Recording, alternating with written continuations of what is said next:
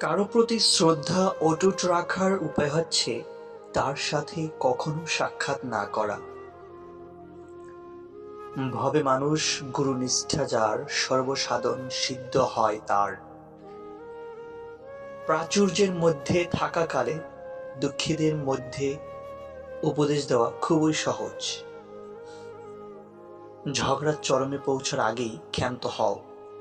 অনুকরণ নয়, অনুসরণ নয়, নিজেকে খুঁজুন, নিজেকে জানুন, নিজের পথে চলুন। তুমি সফল হলে তোমার সেরা জামাটাও ইতিহাস। তুমি ব্যর্থ হলে তোমার স্যুট পরাটাও উপহাস। একমাত্র কঠোর পরিশ্রমই সফলতার মূল চাবি। ধৈর্যই হল সফলতার প্রধান শর্ত। বাস্তবতা নিছক একটি মায়া, যদিও এটি খুব স্থায়ী। একজনের কাছে পাগলামি আর অন্যজনের কাছে বাস্তবতা। পৃথিবীতে কঠিন বাস্তবের মধ্যে একটি বাস্তব হল, মানুষ যখন সাফল্যে তার প্রান্তে এসে পৌঁছায় আর তখনই তার প্রিয় মানুষটি হারিয়ে যায়।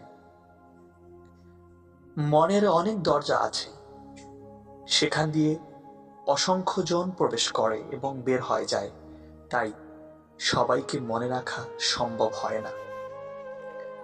পৃথিবীতে কেউ কারো নয়, শুধু সুখে থাকার আশায় কাছে টানার ব্যর্থ প্রত্যয়ে আর দূরে চলে যাওয়ার এক বাস্তব অভিনয়। জীবনকে যেমন মৃত্যুকেও তেমনি স্বাভাবিক বলে মেনে নিতে হবে।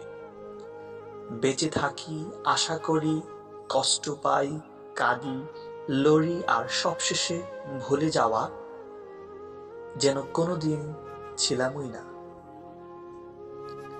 বাস্তবতা এতই কঠিন যে কখনো কখনো বুকের মধ্যে গড়ে ওঠা পয়েন্ট টু পয়েন্ট ভালোবাসাও অসহায় হয়ে যায়। যারা বলে অসম্ভব অসম্ভব, তাদের দুয়ারেই বেশি হানা দেয়।